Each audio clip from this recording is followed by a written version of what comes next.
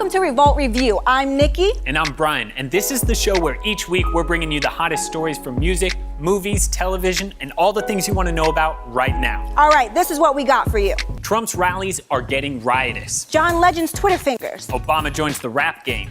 Batman vs. Superman. Who you got? And of course, Killer Mike's new video, Crown. We've got all that and more coming up right now. But why don't we kick it off with the GOP elephant in the room? Now, what would bring together thousands of protesters in Chicago to sing Kendrick Lamar's "It's Gonna Be Alright"? Hey! Yeah, one man, Donald Trump.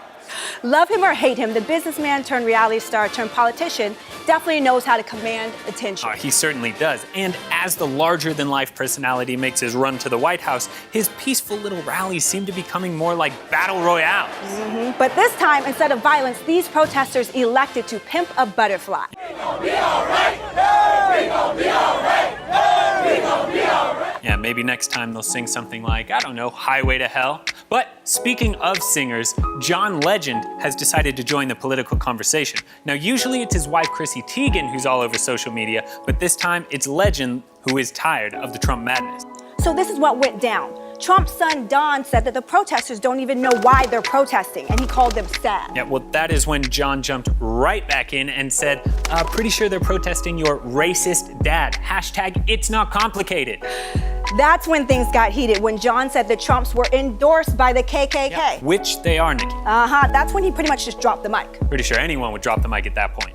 All right, let us know what you think. What are some of your all-time favorite Twitter wars? Well, speaking of singers and Twitter wars, let's talk about Kanye. Up next, music news. What's happening, Andrea? Thanks, guys. You know, Kanye just seems to stay in the limelight. Earlier this week, he had everyone hyped because he tweeted that he will be releasing 6 collections and 3 albums a year. Now, he's already released The Life of Pablo, which he is calling a living, breathing, creative expression because he's still making updates to it on Tidal, which I'm not mad about. He also set the date for release of TurboGrafx 16 this summer, and he's staying true to his word because he just announced his new 12 LP song in conjunction with The National and Mumford & Sons called Metamorphosis. Now, this is going to be a really dope project because these unlikely artists are coming together in efforts to end world poverty by 2030 with Global Citizen.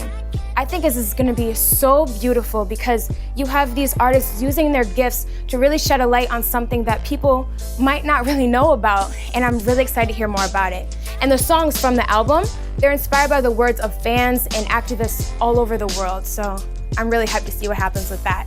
In other music news, March is the month that kicks off festival season. You just had Lollapalooza in Brazil that Eminem crushed. And right now you have South by Southwest, which we have a team down there at Austin, Texas, giving you all the up-to-date information you need about all the artists that are performing and who to look out for. And we can't forget about Ultra Music Festival. That is one of the biggest EDM festivals that's happening right now. It has over 50,000 people expected to attend with 150 performers. They have Aluna George, Mike Snow, The Prodigy. There's so many big names that are gonna be there this year. It's definitely a festival you don't wanna miss. I remember I went in 2013, and that's when the LED screen collapsed and sent 3 people to the hospital. Nikki, Brian, do you guys remember that? Oh man, I totally remember. Stage collapsing at South by Southwest. Yeah, I remember that. That was crazy. All right, up next, Superman goes head-to-head with Batman. But is the real battle between Ben and Jen? Andrew, give me those juicy bits. Nikki, grab a glove to hold your mug because Jennifer Garner spilled all the tea and it's hot! Woo! In an interview with Vanity Fair, she said Ben sleeping with the nanny was not in the equation of why they split.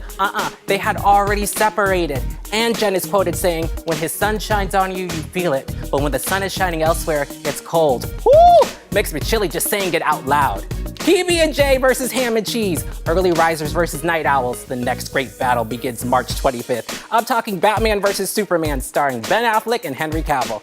After Marvel has been releasing hit after hit, finally DC Comics responds with, hey, we can make superhero movies too. It is going to be a blockbuster and soon to follow Justice League. But we want to hear from you. Are you Team Batman? Are you Team Superman? Let us know at #RevoltReview. And you could also watch our interviews with the entire cast on Revolt TV. Now over to the superhero of the streets, Winston. I hear you have some killer Mike news for us. Huh? Oh, I'm sorry. I was over here watching my childhood dreams come true. What's going on, y'all? I'm Winston, and if you haven't heard, Killer Mike and LP, aka Run the Jewels, have put out a music video for their hit song Crown. Now, Crown's already pretty intense. You know, it covers a lot of moral dilemmas such as selling drugs to survive and going to war. But what sets this music video apart from all the rest is that it is completely done in virtual reality. That's right, the future is here, y'all. So all you gotta do, grab your Google Cardboard, throw your phone in there, and just be taken away on a magical journey.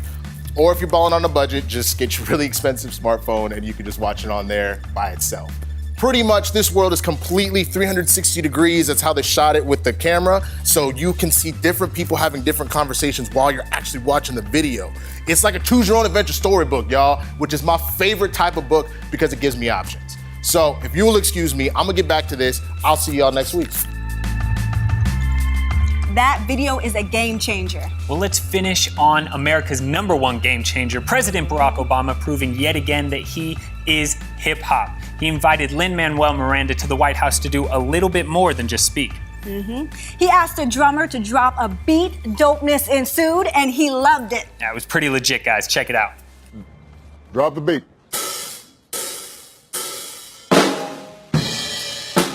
He's throwing up some words. I'm gonna say some freestyling that you never heard. Constitution, the POTUS. I'm freestyling, you know this. Obamacare, okay, I'm looking up because it was holding my pops. And yo, the mic drops.